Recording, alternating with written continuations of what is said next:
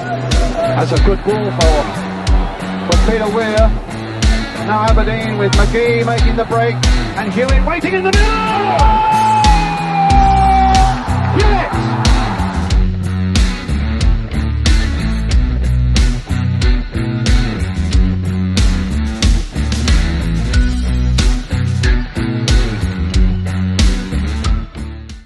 Hi there, welcome to Ali Beg ABTV here on YouTube. This is the season review for campaign 2024-2025. A season like no other. From the absolute highs to the absolute lows and then the giddy heights of a famous Scottish Cup win.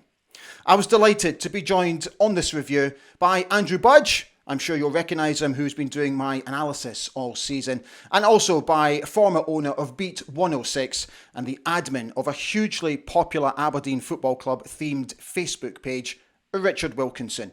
Those are your introductions. Let's get on with it. Hi guys, thank you so much for joining me. Terry will be with us hopefully very soon, so we'll introduce him a little bit later. But Richard, let's go. I want to start this review back to front. I want to do it slightly unconventional. I want to begin. That means it's going to be depressing if we're talking about exactly. Let's not talk about it was, after a wee while it was okay, but we'll come on to that a little bit later. But mate, the way we finished the season domestically was horrific. And then all of a sudden, out of absolutely nothing, we put on a brilliant, brave performance against Celtic and win the Scottish Cup for the first time in 35 years. At the time of recording, it's been almost 2 weeks since we've won the Cup. And I have to be honest, it's only just starting to sink in. How are you feeling about it now emotionally?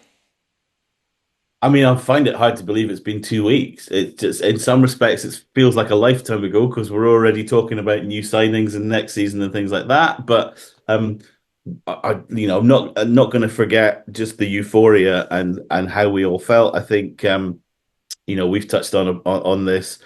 Just I'm quite happy to admit I didn't believe in the same way that Jimmy said to show belief. I didn't think we stood a chance. I think the fact that he changed from the 4-2-3-1 on the day, and I've told you this story before about I was unfortunately working that day, so I couldn't go to the game, and let's just say when that first penalty missed and that final penalty missed, the whole of the estate that I live on could hear my euphoric banshee-like cries of celebration. There was a bloke, a little boy about 11 years old, walked past the front of my house, and we caught eye contact just that little bit. And I think he kind of knew that obviously I was watching the football. If he hadn't been aware of a certain type of language, then he was that day. But no, listen, just the way that our season kind of turned around and finished with that, with the cup win and the euphoria, just fantastic. And, you just have to sort of say that's what football's about. I was kind of half expecting to sit down and to have another depressing day as an Aberdeen fan, and yet, God bless football, I was absolutely proven wrong and happy to sit here and go, well done, Jimmy Talleen and all the boys. Yeah, I think to be fair, mate, we were all proven wrong. Andrew, what's been really interesting subsequently since the cup final is how some Celtic fans have been very gracious in defeat, whereas some well-known bloggers have said it was anti-football and all that sort of stuff. Forget about all that for just a moment. The biggest difference for me is this, and I really hope I can sort of capitalise on what I'm trying to say here. When Dimitar Mitov saved that penalty from Alistair Johnston, there were, all around me, there were fans in tears, including myself.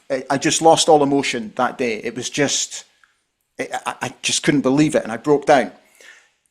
There were so many people around me who had tears of joy. And this is the difference. If Celtic had won that cup, do you think Celtic fans would have been crying tears of joy on that day? I definitely don't think so, to be honest. You can even just tell by the way the fans celebrated the goals, just the sheer noise difference. Yeah, it Yeah. was just it's a clear difference between what it meant, and I can understand that because obviously they've had a lot of success and treble after treble. So you must get used to it and become more normalised. So, and for us, nobody's mentioned this. It was 35 years in the waiting. It was quite a long time.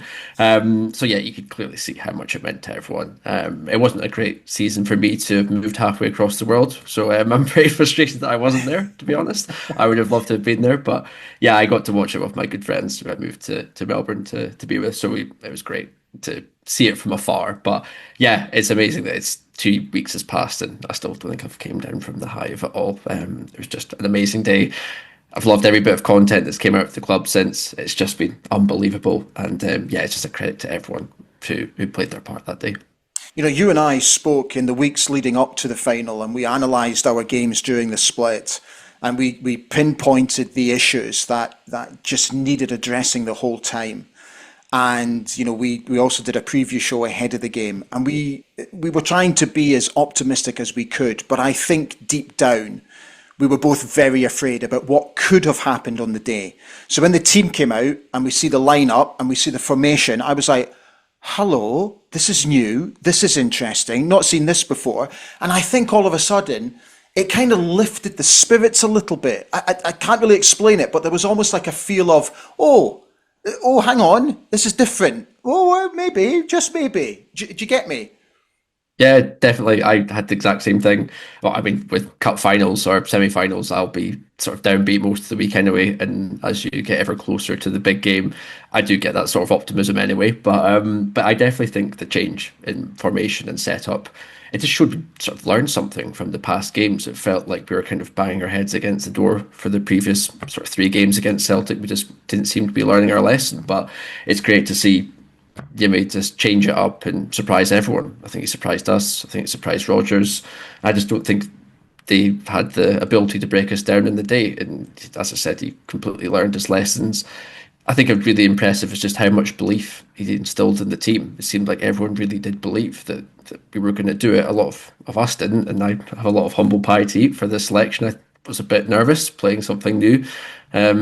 A new formation, new system on the biggest game of the season. For the first time, I was a little bit apprehensive, but he clearly just drilled that belief into everyone, and it absolutely paid off. So yeah, absolutely credit to him.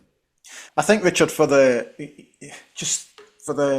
whole spectacle of it all, and for what it's done to not just the players, the management, the board of directors, the staff at the football club, the fans, the community, it's brought everybody together. And I think that showed in the parade. And I think that's really important because I do think for a wee while there was a bit of a divide between the club, the city, and the fans. But I think that is starting, I think it already has started to come together again. And I think it's really important for the city of Aberdeen that we are all one. Let's put it that way. Absolutely. I mean, I still think there's some work to go between the club, the fans, and the city council in terms of where our stadium is going to be. Yes. But hopefully, I mean, absolutely. In terms of the celebrations afterwards, the fans are there, and I do hope, and I know that the sort of conversations have happened again just about what the options are for a new stadium. But I'm very much of the. I know fans are passionate about Pittodrie. I just kind of think that a win like that shows if you build it, they'll come wherever it is. And, that's the thing for me of going, I know that people don't want to change. And I know that there's history at Pittodrie and, Bayern Munich. And if you were there, you were there. And all of these kind of sort of stuff. But, as I said, as you said, rather, I was going to say the fact that everybody's kind of found something to kind of unite themselves to sort of kind of go, we did it, let's build on it, let's reflect, shall we say, not forget, but let's reflect on what didn't work. And as you say, it needed that change. It needed that change in perspective. Again, I've said this to you before. It's funny that we have a published author who's written about the club, talking amongst us today. That whole season from beginning to end, probably needs a book on itself rather than an additional chapter. But from the highs to the lows to the high again, what happened? What was discussed? What were Fergie's words to the team before the game, and how did that change come about? Because I think again, 99.9% of us would have expected Jimmy to have been absolutely set in his ways with the 4-2-3-1, to have not changed it. So what happened? What went on that, amongst players, amongst staff, amongst whoever, to get that decision to sort of kind of do the 5-3-2, or to change the, five at the back, and then, come away with all the glory. As I said, I am fascinated, and for all the content that's come out and things like that, I would love to get the kind of inner workings, to get the gossip as to how this season kind of played out, and what changed and what happened. But you're right. It's I think with football, it is always about sort of kind of moving forward and what happens next. And we've won this trophy. That 35-year wait has now gone, and it is about what's next. And as you said, a lot of people, myself included, had their doubts about where this was going, where the 3-year project was going with Jimmy. And now he gets a free pass to see that play out in full.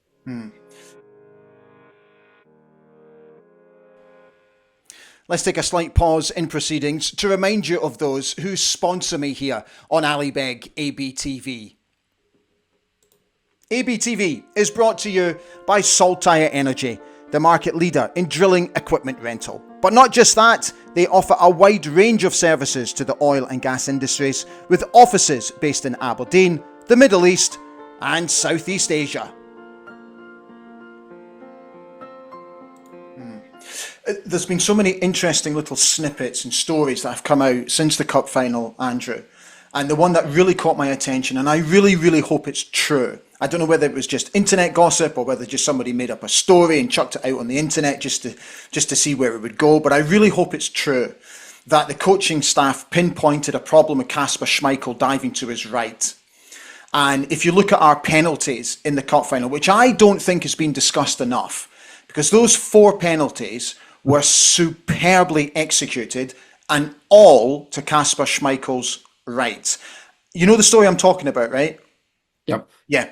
I really, really hope it's true, because our penalties were sensational. Yeah, it was unbelievable. I still can't believe we executed something as perfectly as that, to be honest. I also really hope that bit of tactical analysis is true. Like, games are won on really fine margins, especially so in a penalty shootout. So the level of research you need to do clearly is absolutely paramount. Now's the time to take the credit for it. Was it you? Did you highlight that?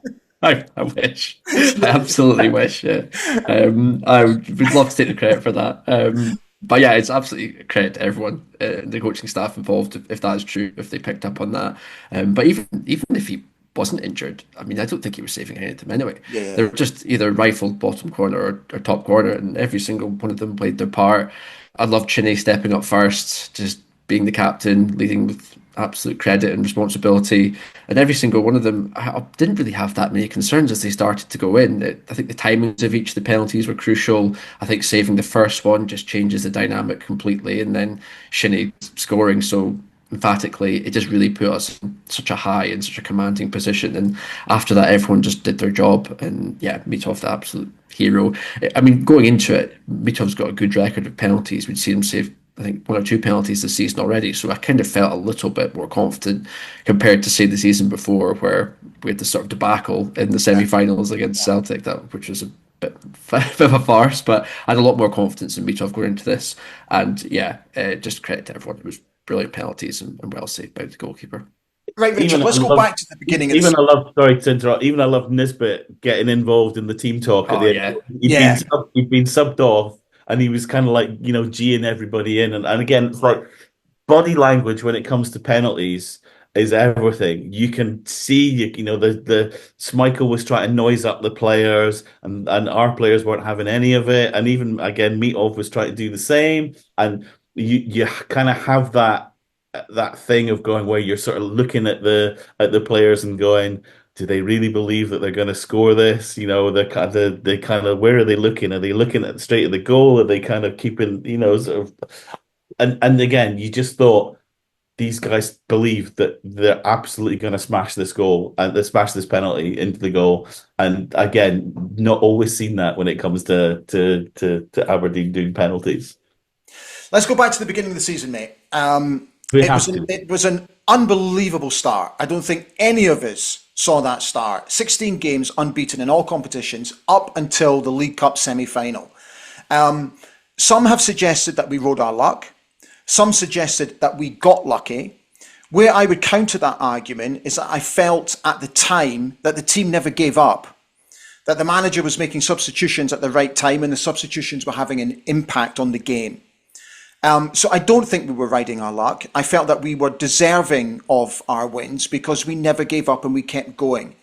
But honestly, what an incredible start to the season. Did you ever envisage that happening? I'd go back to when I last spoke to you, which was when we were kind of reviewing the sort of kind of that we were in the middle of that sort of kind of first part of the season, and some stupid people had suggested that we could be second and things like that. I have no idea who they were. I go back to the sort of kind of what I was saying and what I'd noticed and what changed for me, which was at that time we seemed that we were fitter, faster, and better. And as you say, the Ross County game where, we celebrated like we'd just won the Champions League in the 99th minute or whatever it was. But it was we weren't playing brilliantly, but we were playing to win, and that's what we were doing. And as I said, generally speaking, there was that high press. And as I said, we just looked like with teams that we had struggled against, those sort of kind of perennial bottom six players, that we were fitter, faster, and as I said, better than them. And again, on reflection, possibly, it was overachieving, but you take the results, and I guess when you flip them on, to sort of kind of go, why weren't, when we went on that awful run, what changed? Why didn't we do all that? But as I said, at that time, we were doing more than enough to win the games. Sometimes it wasn't always the prettiest, but where there was, again, you talk about staying humble and having belief and all of that kind of stuff. We genuinely looked like a team that believed that, as I said, even if it took 99 minutes, we'd score the goal that would win the game and take the 3 points. Andrew, how would you sort of assess the way that we were playing at the time? We did a lot of analysis and there were so many positives, particularly getting down the flanks and cutting the ball back. I was enjoying this style of football, I have to say, and it was different. I felt that we were faster, as Richard mentioned. I felt that we were fitter. The Celtic game at Celtic Park, when we came back from 2-0 down, and if it wasn't for a VAR decision, we could have gone 3-2 up. I just started to think, I'm enjoying this, because up until that stage, football at Pittodrie and in and around Aberdeen was not great. So for me, I was like, this is good. I'm enjoying this. But I did start to wonder if it could carry on, if we could keep the momentum going. Yeah, I echo a lot of what you guys were saying there. We were playing well, and the players seemed to get the philosophy of Jimmy pretty quickly, and they really were making an impact. I think he had a bit of a magic touch when it came to substitutions, as you said at that point in time. Every time he made a change, they seemed to have an impact. But I thought the players were certainly ahead of where we expected them to be, definitely in terms of performances as results. I liked a lot of what we were seeing. But I think what the first part of the season kind of shows us is that football is a game of such fine margins, and outcomes can swing so quickly based on the smallest of margins. So I think it's one that we sort of can all learn from, that like a game can be decided and we can not be playing well, or we can be playing well, and it's important to not get too high with it and not get too low when we're not playing well, which was what happened in the subsequent sort of 2 to 3 months. Again, I think it showed the impact of momentum and confidence. I think it's just wins breed more wins, don't they? So as soon as you're playing all these games and you're winning by fine margins and getting last minute winners, it just gives them such a confidence and belief that they can keep doing it. So yeah, I think that was a huge part of our run. I think even just looking back on it, to echo what Richard said, there were some games where we perhaps weren't playing well, and it was a lot of fine margins. We had 3 clean sheets in that sort of game through the first 11 league games, which is really not many. So we were still a bit leaky at the back. And I think it was only, it was 2 wins that were by a margin of 2 goals or more. So it was pretty much most of the time just 1 goal in it.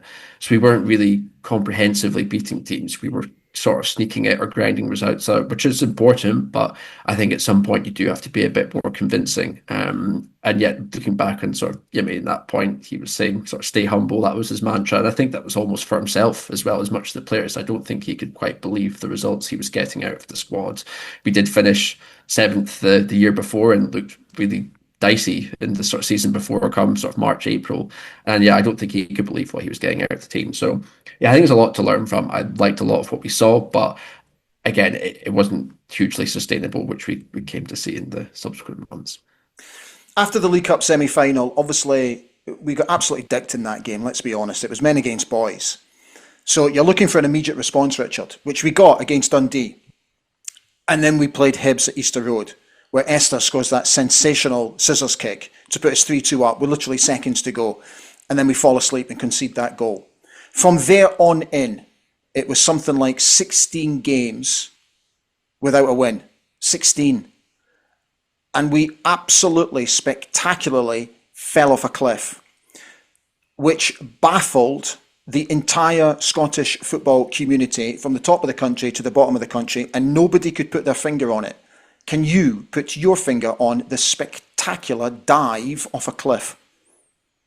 Absolutely not. Again, books will be written. Hypotheses hypothesized. I genuinely, I would love to know what happened. I would love to know what was said. I would love to know if there was some sort of kind of fallout. I would love to know, because for it to go so spectacularly wrong, as you said, you know, that 3-3 draw to Hibs, you know, there was that Dundee, sorry, the Celtic game, then Dundee. There was St Mirren, I think, after that as well, and then the Hibs game. For me, it all kind of sort of culminated in that 4-0 defeat on Boxing Day against Kilmarnock, which was just like, we literally looked like, who are these players? And you know, there's just, you know, I can't remember which game that the Rubicic decided he wanted to come off, and that felt like, or potentially looked like, the end of his Aberdeen career. So was it just simply down to belief? Was it just simply down to, I honestly, in answer to your question, no idea. I have no idea what caused it, but also how it went on for so long, because, you know, there were plenty of people calling for his head. It's the worst run of, you know, sort of kind of any Aberdeen team, as far as I'm aware. And genuinely, you just kind of sort of sit. So, I mean, I would hate to have to go back and watch those games again to just go. I mean, you guys are, you know, in terms of doing the analysis, but felt like just the mentality had gone, and the belief had gone, and whether the teams had figured out how we had played, but also there was no, you know, forgive me for bringing this one back up again, but there was no plan B for the credit that Jimmy gets for the change that he made for the cup final. There should have been some form of change during that period of awfulness, because to continually repeat it, you know, whatever it is, the definition of madness and insanity, to continue to kind of be using those players in the same formation, just felt like we were going, have 3 points, have 3 points, have 3 points. They're all yours, because just it was horrible. But I don't have an answer, and I would be fascinated to find out what happened and how did it go on for so long.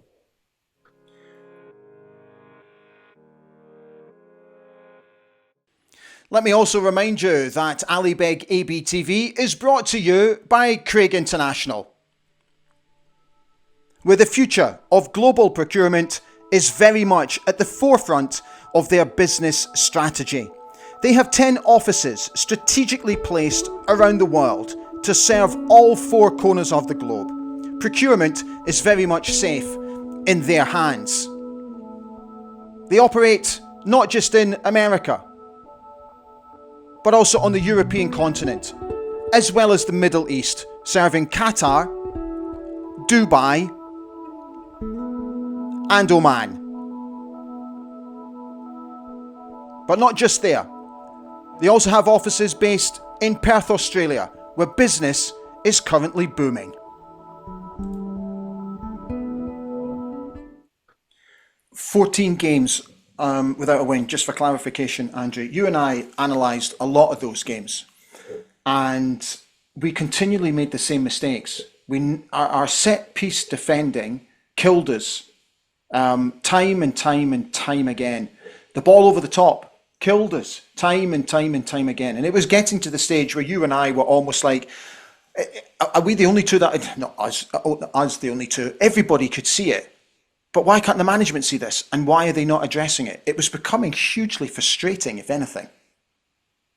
Yeah, it was, and it was a tough rewatch. A lot of those weeks in the mid-season, just going through some of those games, and as you said, seeing the same mistakes being made. It's interesting that I guess since then we've completely changed our whole defence effectively with sort of 3 new centre backs, new wing backs as well. So I think he almost needed time to sort of see what he liked in the team and what he didn't, and clearly the players were really struggling at that point. I agree with a lot of Richard said there that we were almost gifting games to people. I didn't think people needed to work very hard or teams worked very hard to beat us. We were just so beatable, and there was such a clear sort of flaw to our game. We just had such a clear flaw, and games or teams could just beat us so easily. We didn't really put up much of a fight. It was just a period of truly comical defending, to be honest. The 3-3 at Hibs, sort of 2-1 St Mirren. I completely agree with the low point, sort of culminating to that 4-0 defeat at Rugby Park, to the point where the manager really felt the need to call the players out. But usually when managers do that, it often doesn't end very well when you sort of throw the players under the bus. So it was a really worrying time. So it is all the more impressive that we did sort of get our form back from there. But it was a really, really tough period. I think at first we were on the end of some close results. It was pretty similar to what we said about the impact of momentum from before. We were riding that high, and as soon as you lose that momentum, it can be really tough to get it back. So I think at first we were on the end of some really quite close results, and we weren't getting that luck or that break that we were getting before, like the 3-3 at Hibs or losing sort of set pieces to St Mirren or Hibs. But yeah, after that it was really a period of really farcical defending, and I think it was a bit of a perfect storm in December and January where we hit our worst period of form and lost confidence, and the games were just coming thick and fast in such close succession. You had to keep playing sort of every 3 days or 4 days, and that was at your period where your confidence was at your worst and your form was really poor. It's just so easy to see how that could just sort of continue on. Which is interesting. I was going to say, we talked, Andrew, about, there were a lot of games, I mean, sadly, not enough games, but there were a lot of games where there was only one goal that did separate the fact whether it was a draw or whether it was a win, and 1-0s, 2-1s, and things like that. But yeah, you're right. It was kind of just whenever we had a corner, like a corner in our half, you were sitting there watching through sort of kind of eyes to kind of go, this is going to end up a goal, and invariably it kind of did. Yeah, it was unbelievable. As you said, there were so many games. Like looking at the loss at Tannadice in December, it's a really even game. There's nothing in it, and they've just got a long throw in the 95th minute that decides it. And that's what we were talking about earlier: games being won and lost in such fine margins. But clearly, it was such a weakness in our game that we haven't really rectified up until the final game of the season for the cup final. Even for the 5 games of the split, we looked really vulnerable at set pieces. I think we conceded one effectively, and even when we didn't in Hibs, against Hibs at home, we easily could have. There were a number of corners that we probably should have conceded from, and free kicks. So it's still a really glaring issue in our game that needs to be sort of rectified in the next season. But I mean, looking at how we performed in the cup final, that sort of defensive solidity is there. Like we can count on that. We can get that back. As we said before, Milne was unbelievable and the anchoring that three-man defence. Maybe that's something we can use a bit more often or in certain games where we might need a bit more solidity against a team that's more direct. So like we do have the sort of materials there to play like that. We've just got to find it more often. Richard, we towards the end of the season, we started to steady the ship a little bit. Thank goodness. But then again, when it came to the split, dearie me, again, it's just like it's 10 steps forward, but 20 steps backwards. And my biggest fear was that we were going to end the season with a bit of a damp squib. And that's what I was really concerned about, because it just doesn't breed confidence going into a new campaign. You know, thank God for the cup final. But there were worrying signs there. But what I'm interested to know from you was all these little subtle changes that the manager was making, like dropping Leighton deeper, bringing in Palaversa to anchor the midfield, putting Shinnie out to left back. Obviously, Nielsen got injured and was out for a number of weeks, which forced him into these changes. The return of Dante, which I thought made a huge difference to us as well. So there were little sort of changes here and there which helped us, but it was just this whole feel of, oh God, this season's going to end as a damp squib. We're all going to be questioning the manager and we're not going to be looking forward to the new campaign. That was a big worry for me. I mean, I think the challenge for me and on reflection, and not everybody's going to like what I'm about to say here, is going, you know, nobody's had a stellar season. Nobody's sort of kind of, you could sit there and kind of go, they were consistently there. They were consistently, every game they played, or 90% of games that they played, they absolutely bossed it. And even, you know, sort of kind of Shinnie can sit there and go, he had some real issues in midfield. And when he moved to left back, kind of felt like, you know, that he had found a place where he was, I feel like, being slightly less exposed. The midfield kind of sort of turnaround that you just sort of explained showed some positive signs, but at the end of the day, you're kind of sort of looking at those four results, you know, Rangers, Celtic, Dundee United, and St Mirren, and kind of going, the stats don't lie. You know, 4 losses. I honestly, I mean, this is the fascinating part, looking to the future rather than necessarily dwelling on the past, of going, who's still going to be there? Who is, you know, what is our best kind of midfield? What does it look like? You know, some people sort of saying, you know, Clarkson may be a bit of a luxury player in terms of, you know, when he can, you know, turn on a free kick and when he can turn it on. He's always trying to look for, you know, to the glamorous football, but where perhaps what we need is just somebody who is an enforcer to boss the midfield and things like that. So everything that you said there, I think the most important part for me in terms of looking forward rather than necessarily looking back is going, it starts from defense. You know, we've got a good goalie, you know, on his day. That defensive performance again against Celtic in the cup final gives me hope that we've got the players there finally to kind of be relatively, you know, watertight at the back. That midfield is going to be interesting, and you know, as for strikers and attacking, you know, where the goals are going to come from, that's a whole other question where, again, you would have Papagay, you know, absolutely when he came on against Celtic, just got in about them and hadn't seen enough of that all season. Yeah. Where sometimes he was in games and just looks absolutely lost, just kind of didn't know whether he was coming back into midfield or whether he should be up in and being that, you know, menace in the box. So yeah, you know, just that, I think the challenges for me is to kind of to be getting that level of performance that we got in the cup final into every game, and there will be plenty teams that we play against, not including Europe, but plenty teams in our own division who just want to clog the midfield, who just want to, you know, so the kind of, you know, if you want to score goals, you want to get 3 points, come and get us then. And that's what I feel I need to see, sort of kind of, rather than reflecting on what didn't work, but these players kind of going, how do we unpick the lock? How do we, sort of from the back to the front, play that kind of intensity of football that we were playing at the beginning of last season and banging the goals in the back of the net. And I think, as you say, I think that midfield and how that looks sort of come the end of August is going to be fascinating to see where the goals are coming from and who is bossing and enforcing the midfield moving forward, because a lot of those, the Polvaras, the Palaversas, the Nielsen, obviously, as I said, who's been out for a while. All of those guys, they have strengths, but they also have weaknesses. And I think it's just kind of, again, adapting those players to who we're playing against to get the result.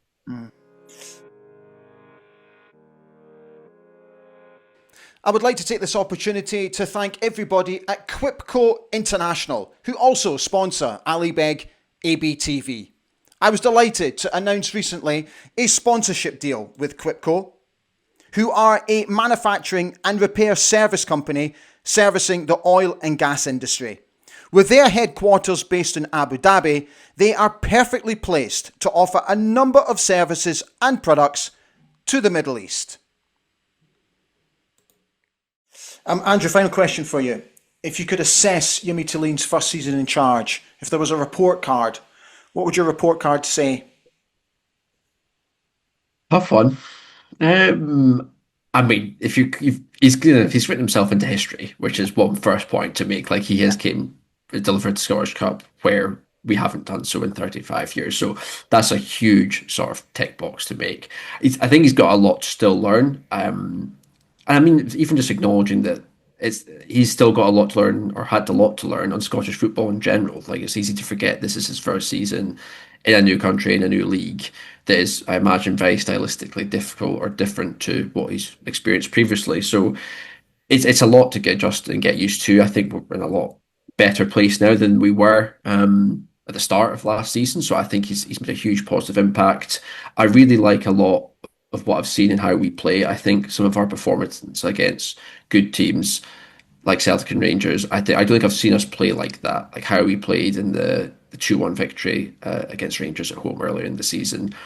I don't think I've seen us have that sort of performance and absolutely dominate them. Same with even the 2-2 draw, which we frustratingly threw away at the end of the season in April. We absolutely bossed Rangers, and I haven't seen that sort of level of performance from us, even under sort of McInnes. My one little frustration, even though I loved his period at the club, was we didn't really turn up in those big games against Celtic or Rangers at the time. I thought we just couldn't match them, and I feel like we've got a really high ceiling under Yemi. I think the way he's got belief in the players and the style of play he's implemented, I think we can really mix it with them, and that's really encouraging. I think there's a lot to learn in how we beat the teams who are perhaps worse than us or could be in a pretty tight, low block. I think we've got a lot to learn there, and we need to work out how to beat them more convincingly and sort of break down some of these really tough defensive teams. But overall, I think it's been a positive season. I think we are just about where we should be, given that we had a really tough season the year before. Even just had a quick look at some of the sort of key metrics, and sort of goals conceded, we were 7th in the league. XG conceded, we're 3rd worst. Goals scored per match, we're sort of 7th. We're kind of really mid-table. In numbers, we're a mid-table team. So I think we're kind of roughly where we should be, or a little bit further ahead. I think we did have a really good start to the season, and it's been very difficult thereafter. But I think it's been overall a positive season with the cup win and some of the highlights that we've seen in how we can play. I just hope he's backed enough in the summer and he gets enough recruits in to sort of build on this, because I think we've got a really high ceiling under Yemi. So I think there's a lot of positives to take from it. One of the also, Richard, the final questions come to you as well, is that one of the factors, which I only found out recently, is that Yemi's family are still in Sweden and have decided to stay in Sweden, which can't be easy for him. Because to be apart from your family, as we all know, is extremely challenging and extremely difficult. emotionally, it's almost like you lose your left arm. So I tip my hat to him for that. And I sometimes wonder if people underestimate how difficult that is. Because he must obviously go home to an empty apartment after a bad defeat or something like that. And he's got nobody to be able to bounce off. So I fully sympathise with that. And it got me thinking more about how much I've appreciated what he's actually done for us this season. But what would your report card say? Prior to May the 24th, it was about a 5 out of 10. After May the 24th, it's about an 8 or 9 out of 10. I mean, listen, so I have I'll go back to what you were saying in a second, mainly just to say it's kind of the Ted Lasso effect, really, where, Ted Lasso comes into Richmond FC, all his family are away in America, and the only time he gets to sort of kind of speak to his family, and he's sort of kind of estranged from his wife, I think. And it's, in this day and age, there's FaceTime, there is all that. It's not the same, but it's kind of, if that's what was set up and that what was agreed between the Football Monitoring Board and how he wants to manage his family and manage his work life, then I guess he has to manage that to his advantage. I think I'm more interested in, I guess, what happened to the assistant coach that decided to go back to Sweden and whether he was replaced and all of that kind of stuff. But yeah, I mean, well, let's be honest, living and working in Aberdeen is not for everybody, particularly if you're a foreign manager and not used to everything that goes on. So a degree of sympathy, but not without the fact that I guess you potentially know what you're going into and what's expected of you. And even if in the kind of harsh reality of going, this is the fans' level of expectation to kind of go, if that's what you've chosen to do, it's not that I don't have sympathy. It's kind of sitting there going, this is how you've chosen to manage your work and personal life. It's not to say deal with it, but it's just kind of sitting there and go, when things are going bad, it must be hard. When things are going well, and I don't know. I mean, yeah, it's difficult to kind of disassociate myself from it. I've lived and worked abroad myself, but Cole, you're a tough headmaster, aren't you? I am. I have high expectations, but it's not. Listen, it's not like, I know he's not sort of kind of, Sweden's not half the world away. It's, maybe was it 3 or 4 hours on the plane? Give or take. So there's international breaks and things like that. As I said, I'm probably going to come off really bad about it, you heartless beep. But yeah, it's like, if you're a football manager, you know what you're getting into. It's, 38 weeks of the year and the rest, pre-season, all that kind of stuff. So I hope that he makes it work for him. And what I was going to go on and kind of sort of say is I have a really crap analogy, which is like, it feels like this season's been a bit like Star Wars, the original Star Wars, not any of the repeats or whatever, where you kind of thought at one point it was kind of looking like it was only going to be one season. And we got the amazing happy ending and everybody's cheering and, Harrison Ford and Luke Skywalker are getting their medals from Princess Leia at the end and all that kind of stuff. It's amazing. And then lo and behold, there's another 2 episodes of the trilogy where in the second one, things don't kind of go the way to plan. But then in the third one, everything's kind of amazing and it's all great at the end. So that's kind of, I'm using that crap Star Wars analogy to kind of go, it was a roller coaster ride this first season to go. There were highs, there were lows. It worked itself out in the end. The next 2 seasons of the 3-year project, who knows how it's going to work out. I'm here for the ride. I'm absolutely, as always, here for it all. There's going to be ups, there's going to be downs. It's going to be emotional. But honestly, just like I said, I'm so grateful and so happy that everybody got to experience the Scottish Cup win, because it would have been a totally different conversation had that not been there. But yeah, I think for everybody, it's sitting there going, enjoy this post-season, enjoy the speculation and all these new signings and all that kind of stuff, because we're going to be doing it again all very soon. And, all the sort of kind of sitting there going for all the cup wins. I'm sure there will be the naysayers, probably myself included, at some point in the following games and in the next sort of kind of 6 to 9 months, kind of going, oh yeah, well, he can't dine out on that one alone and all, forever and things like that. So it's just going to be amazing, as it always is. Being a Dons fan, it's never predictable, and as I said, we're all here for it. So what you're basically saying, mate, is Jimmy Tillin is our very own Jedi. Yes. I hadn't really thought You've about compared our season to Star Wars. I hadn't really thought about the analogy anymore. No shit. But he's more of an Obi-Wan Kenobi, I think. Very wise. Yeah, I like that. Yeah. There we go. We shall leave it with that. Never going to get any better than that. As an end, you're never going to get any better than that. Can you imagine if Terry had jumped on, how much he was going to rip that apart? He'd be so confused. He's now going to watch this. I can't believe I missed that. He'd be coming on giving it, I am Darth Vader, I am your father. Jimmy, use the Force. What? I'm saying goodbye. Guys, enjoy your summer. I'll see you very soon. May the Force be with you.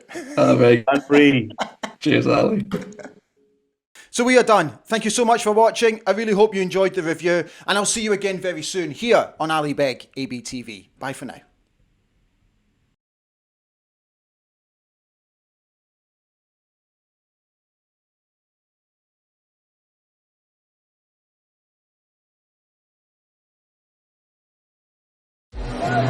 That's a good goal for Peter Weir. Now Aberdeen with McGee making the break and Hewitt waiting in the middle.